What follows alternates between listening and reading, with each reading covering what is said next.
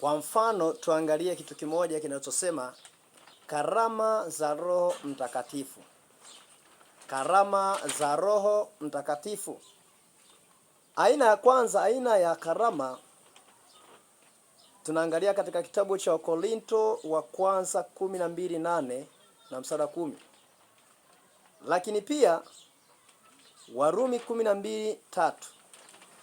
Warumi 12:3, lakini pia Waefeso 4:11. Waefeso 4:11. Kumbuka kwamba somo linasema karama za Roho Mtakatifu. Karama za nini? Za Roho Mtakatifu. Kuna karama za Roho Mtakatifu aina nyingi. Lakini ukifuatilia ni karama 5 ambazo Mungu mwenyewe anataja katika kitabu cha Efeso ile 4:11. Karama ya kwanza tunaweza tukasema kipengele karama za kusema. Moja ni lugha. 2 ni kutafasiri lugha. Lakini 3 ni unabii. Sasa karama za ufunuo, lakini pia neno la hekima, lakini pia neno la maarifa, lakini pia kupambanua roho, lakini pia karama za uwezo, lakini pia karama ya imani, lakini pia karama za uponyaji, lakini pia karama za muujiza. Roho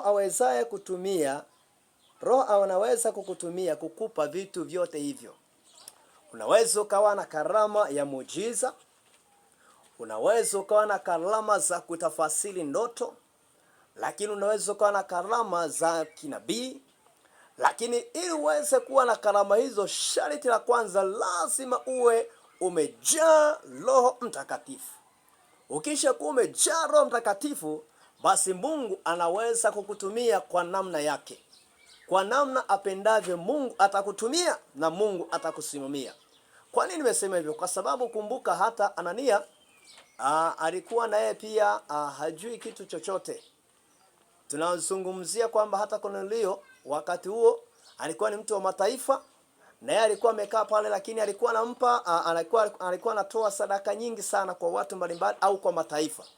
Lakini Biblia inasema kwamba siku moja akatokewa na maono wazi wazi, akaanza kuona. Na tunaona kwamba aliona mambo makubwa, na mpaka tunaona kwamba akaenda akamwekea Paulo mkono, akamtolea magamba yake, na Paulo naye akaanza kazi ya Mungu huku akijaa nguvu za Roho Mtakatifu. Lakini alimwekewa mikono na mtumishi wa Mungu ambaye Mungu alimchagua mwenyewe amwekee mkono.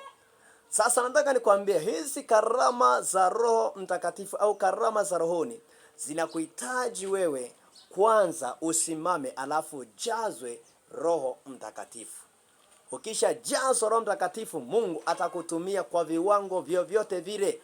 Ni wewe tu kukaa vizuri na Mungu. Mungu anajua watu wake, na Mungu anapenda watu wake, na Mungu anathamini sana watu wake ambao wanafanya kwa uaminifu, wanatembea kwa uaminifu, wanahubiri kwa uaminifu, wanasimama kwa uaminifu, wanaona Mungu kwa kiwango cha tofauti sana, na wanaona vitu vikubwa kwa tofauti sana. Mfano, unaweza ukawa umekaa hata kanisani au nyumbani, Mungu akakwambia nenda ukaombea eneo fulani, na ukafika kweli katika eneo lile ukaliombea, na vitu vikabadilika na vitu vikatendeka. Kwa sababu gani? Mungu anakutumia. Na kwa sababu Mungu anakutumia, kitu ambacho inatakiwa kwanza unyenyekee kwake, utulie kwake, ukae kwake. Watu wengi wakiona Mungu anawatumia, wanataka sasa wajinue. Na katika kujinua sasa ndio maana unajikuta wanashuka chini.